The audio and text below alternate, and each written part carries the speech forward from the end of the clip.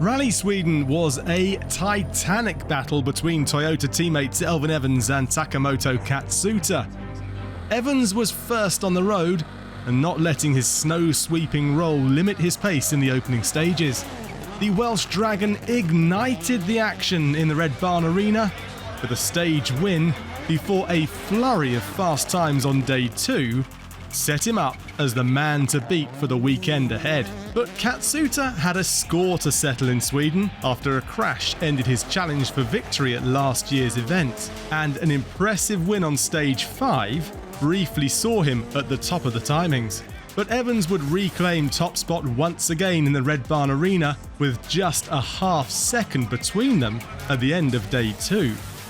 Hyundai fitted a package of upgrades to their i20N cars, and Adrien Fourmeau was determined to make the most of the extra performance. But a mistake with his helmet on day 3 cost the Frenchman 23 seconds. His disappointment was palpable at the end of stage 11. Adrien, a bit of time loss at the start of the stage. We saw you stop. What was going on? I don't think we're going to get any words out of him. That man is not happy.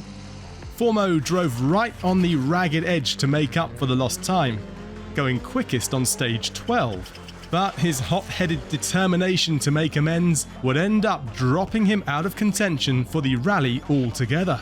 With Kalle Rovanperä also going strongly, it was down to Ott Tänak and Thierry Neuville to recover points for Hyundai. Tänak had briefly held the overall lead early on and remained within touching distance of the podium, but niggling issues under the bonnet left the Estonian frustrated and over 15 seconds adrift going into Super Sunday, while the reigning world champion Neuville went quickest on stages 11, 14 and 15 to stake his claim for third. It was all to play for on the final day, and it was Katsuta, hungry for his maiden WRC win, who took first blood, flipping a 3-second deficit into a 4.5-second advantage after the opening test.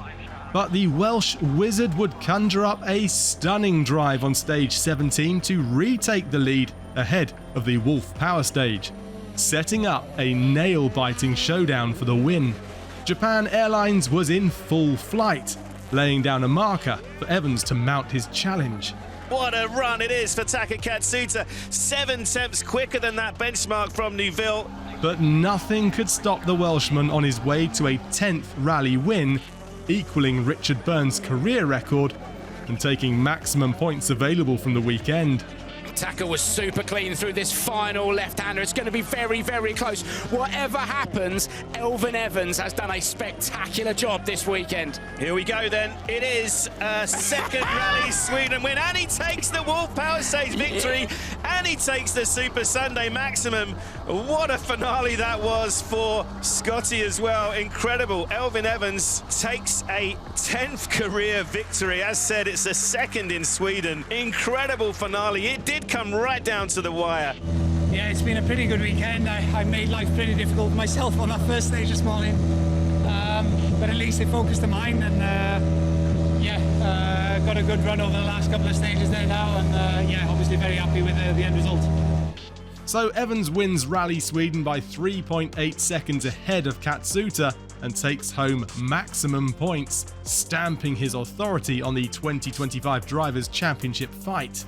Thierry Neuville claims the final podium place ahead of his teammate Ott Tänak, with Kalle Rovanperä finishing 5th.